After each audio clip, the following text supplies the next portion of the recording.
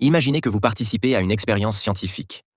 Un homme en blouse blanche, autoritaire, vous ordonne d'envoyer des décharges électriques à un autre participant, un inconnu. Les décharges augmentent jusqu'à devenir très douloureuses. L'autre personne crie, supplie qu'on arrête. Jusqu'où iriez-vous?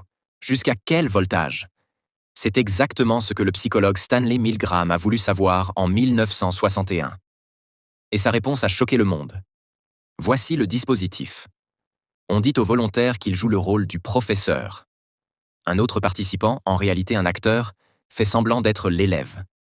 Le professeur doit lui poser des questions. À chaque erreur, il doit administrer une décharge électrique de plus en plus forte.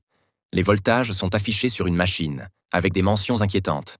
Danger, choc sévère. À 450 volts, c'est marqué XXX.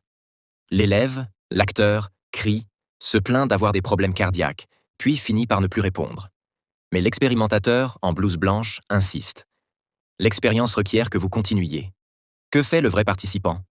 Résultat, dans la version originale de l'expérience, 65% des participants ont obéi jusqu'au bout, jusqu'au maximum de 450 volts.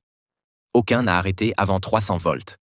Des hommes ordinaires, des gens comme vous et moi, ont infligé ce qu'ils croyaient être des douleurs intenses, simplement parce qu'une autorité leur disait de le faire.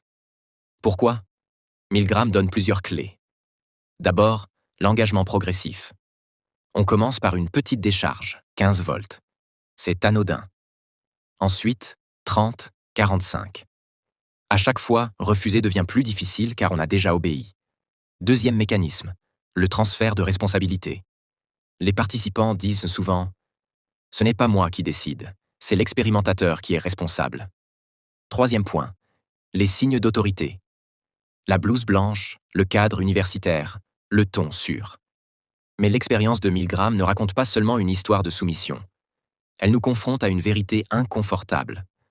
Obéir à un ordre ne demande pas d'être un monstre. Il suffit d'un contexte qui normalise l'acte, d'une autorité qui prend la responsabilité et d'un glissement graduel vers l'inacceptable. Bien sûr, l'éthique de l'expérience est contestable. Les participants ont cru avoir vraiment torturé quelqu'un. Mais les leçons sont toujours actuelles. Des bourreaux dans l'histoire ont invoqué « je ne faisais qu'obéir aux ordres ». Milgram a montré que chacun de nous porte en soi cette fragilité. Alors que feriez-vous vraiment? Jusqu'où iriez-vous sous l'autorité? Peut-être que la première désobéissance est la plus difficile, mais aussi la plus salutaire.